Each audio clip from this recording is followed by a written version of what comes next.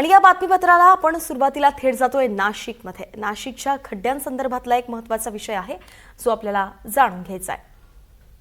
तर नाशिकच्या खड्ड्यांबाबत आता पालिकेची एक विशेष महासभा पार पडणार आहे। आजची सभा वादळी होण्याची शक्यता आहे। विरोधी पक्ष आंदोलन करण्याची ही शक्यता असून गेल्या 15 दिवसांपासून एनडीटीव्ही मराठीनं नाशिकवरील खड्ड्यांचा मुद्दा लावून धरला होता। त्यानंतर आता अखेर महासभेचं आयोजन करण्यात आलंय। मुख्यमंत्र्यांनी याबाबत काल मुंबईत बैठक घेतली आणि त्यानंतर आज महासभा पार पडते, म्हणून सगळ्यांचं लक्ष या महासभेकडे आता लागलेलं आहे।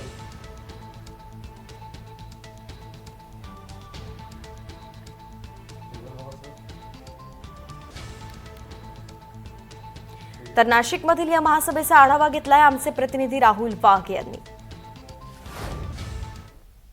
नाशिक महानगरपालिकेची आज विशेष महासभा पार पडत असून आपण जर या ठिकाणी बघितलं तर चोख असा बंदोबस्त या ठिकाणी ठेवण्यात आलेला आहे। खरं तर खड्ड्यांचे मुद्दे असतील किंवा मृत नातेवाईकांना सरकारी नोकरीमध्ये समावेश करून घेण्याचे मुद्दे असतील किंवा त्यांना आर्थिक मदत करण्याचे मुद्दे असतील, या सर्वावरून नाशिक महानगरपालिकेच्या महासभेमध्ये आज मोठा गदारोळ होण्याची शक्यता ही वर्तवली जाते। खरं तर अनेक विरोधी पक्ष असतील किंवा सत्ताधारी पक्ष असतील यांच्याकडून देखील या ठिकाणी आंदोलनं ही केली जाणार आहेत। त्या पार्श्वभूमीवर चोख असा बंदोबस्त या ठिकाणी नाशिक महानगरपालिकेच्या प्रवेशद्वारावरती ठेवण्यात आलेला आहे। कोणताही अनुचित प्रकार घडू नये यासाठी ही प्रशासनाकडून संपूर्ण खबरदारी घेण्यात आलेली आहे। काल खरं तर मुख्यमंत्र्यांच्या दालनामध्ये ही संपूर्ण बैठक ही पार पडलेली होती। त्या ठिकाणी प्रशासकीय अधिकारी असतील, महापौर असतील किंवा आमदार असतील, हे सर्वजण त्या ठिकाणी उपस्थित असतील आणि एका महिन्यात पुन्हा या ठिकाणाचा आढावा घेण्यात येणार असल्याचं मुख्यमंत्र्यांनी सांगितलेलं आहे। परंतु एकंदरीत आपण जर बघितलं तर नाशिकमध्ये जवळपास 35,000 कोटी रुपयाची सिंहस्थाची कामं ही सुरू आहेत आणि त्या पार्श्वभूमीवर संपूर्ण नाशिक शहर हे खड्ड्यामय झाल्याचं आपल्याला दिसून येतंय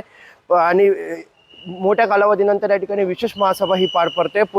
त्यामुळे विशेष असा चोख बंदोबस्त या ठिकाणी ठेवण्यात आलेला आहे। कोणताही अनुचित प्रकार घडू नये यासाठी योग्य ती खबरदारी घेण्यात आलेली आहे। नगरसेवकांना असतील किंवा सामान्य नागरिक जे प्रेक्षक गॅलरीमध्ये बसतात यांना चेक करूनच आतमध्ये सोडण्यात येणार आहे। त्यामुळे प्रशासनाकडून योग्य ती खबरदारी घेतली असल्याचं दिसून येत आहे।